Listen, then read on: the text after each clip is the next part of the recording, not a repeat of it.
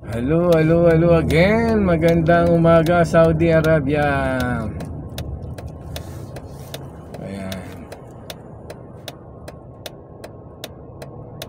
Chika-chika lang mga boss idol. Chika-chika. Hanggang makauwi. Kausapin na naman yung sarili. Lilibangin ba?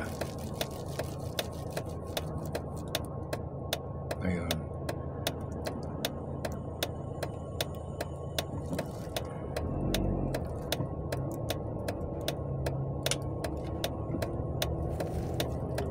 Hintay na naman uli para sa tawag doon, tinatawag na final driving test. Kasama mo, pulis na katabi mo. Tapos sasabi, nagbigay ng tips, magmamaneho ka mag-isa, walang usap-usap. Magmaneho ka, hindi siya magtuturo. Titignan ka pa paano ako magmaneho. Ganun lang. Kung paano mo raw gagamitin yung mga bagay-bagay na nasa loob ng sasakyan.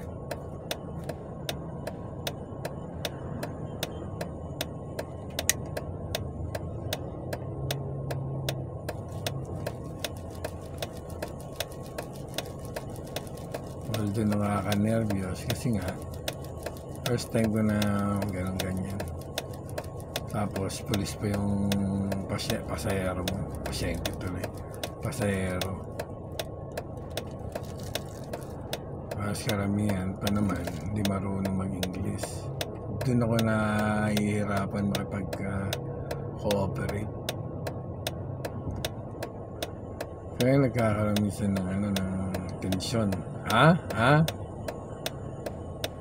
Sisigaw sila, sisigaw. So naman, feeling mo naman parang nakakalalaki. Sinasama pa ng pagtapik sa kamay mo. Parang hapon, naalala ko tuloy doon sa restaurant eh. Tatapikin ng hapon yung kamay mo pag mali ka na hawak ng chopstick.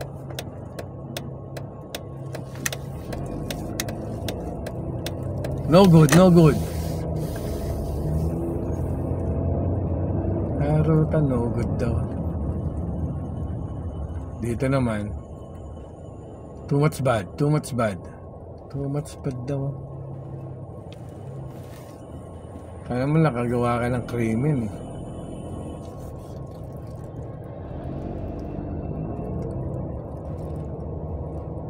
Wala lang, ganoon lang. Naisishare ko lang mga pasahero. Mga kaganapan ko rito sa Saudi Arabia. Hindi mo lilibangin sarili mo rito kung wala ka sariling style. Yun na. Malulugmok ka. Hindi, what more yung mag-isa lang dito. Tapos yung nagsapalaran, di ba? Mag-isa lang siya. Di ba? Although mas maganda pa sa'yo kasi nga nakakalabas ka.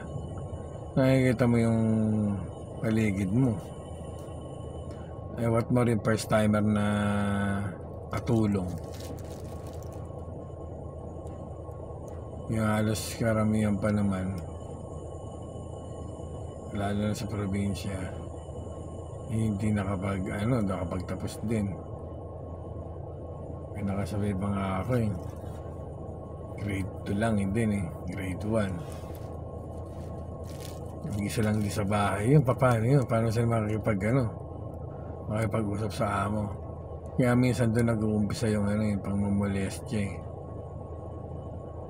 Sa diskriminasyon. Kasi nga, hindi sila magkaintindihan. Hindi mo alam kung paano mo i-explain yung mga bagay-bagay na gusto mo sabihin. At ganoon din sa part ng kabila. Katulad sa akin nung nakaraan, pumunti ka na naman ako makipag-girgiran, hindi naman makipagtalo. Yung part na pagiging how to explain din. Akala nila pa nag-i-explain ka, di ba, nangangatwiran ka. Sabi ko hindi ako nangangatwiran. Hindi ako yung tawag din alam mo yung nakikipagsagutan na wala namang dahilan. Sabi, gusto ko rin mga malaman yung bagay-bagay, diba? Gusto ko rin malaman sa kanila na gusto ko rin paalam din sa kanila yung mga bagay-bagay na yung mga tama rin na sinasabi ko. Kasi meron nga yung katulad nga, diba? Based on my own experience 2 days ago dito nga about sa teaching driving. Grabe mga boss, tinatabik talaga yung kamay ko ng hindi basta tapik yung isasantabi yung kamay mo, hindi basta gano'n. Alam mo yung tapik na may gigil gano'n. Tapos sisigawan ka diba magkatabi lang kayong driver seats, yung bunganga na sa tenga mo. Kasi dito yung sasakyan dito mga boss idol, sa mga hindi nakakaalam, pag ginamit mo yung sasakyan ng driving school nila, may sarili silang preno mga boss idol. Putang ina, piapakan na mabigat, yung madiin, susubsub ka ngayon. Ganun sila pag naiinis. Pag hindi mo nasunod yung mga bagay-bagay na tinuturo na katulad na kanyari, sinabi nilang ikakanan mo, huwag masyadong dikit doon sa may tawag dito, sa may pangabato, diba? Huwag masyadong dikit. Kung hindi ipipreno, madiin yun. What happened? Ganun yun, sasabihin sa'yo. Paano sasabihin?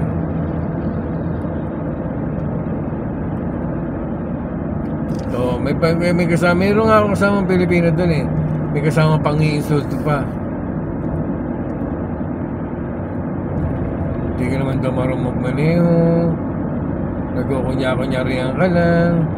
May mga ganong words mga boss idol. Kasi nga, kasama ko rin yung Pilipino 3 Halos parehas lang din kami na-encounter. Halos parehas lang din. Kaya lang yung sa kanila, yung sa kanya, nagkaayos sila Nagkaayos sila. Muna, ganun din, sagutan sila. Kasi nga, yung term na termino na ginagamit na salita is, alam nila, tamang way yung termino na yun, pero sa atin hindi.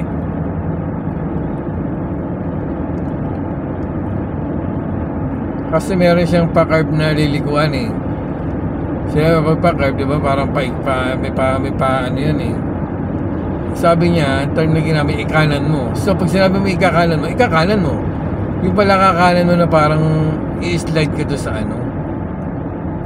Doon nakakatalo. Yun nga. Hanggang sa nakapagpalit na ako nung nagtuturo sa akin. Yun. Pilipino Pilipino. Amsaw daw yun, Amsaw. American Saudi, parang gano'n.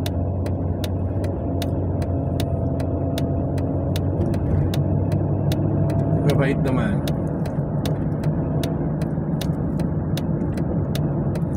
Sabi ko pa, paano yung driver na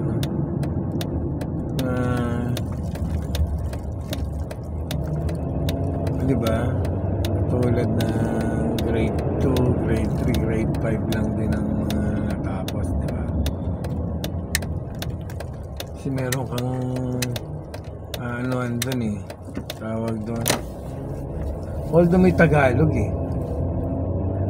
wala, basta ganun lang. Hanggang sa muli mga boss idol, maraming salamat. Bagito boy. Thank you.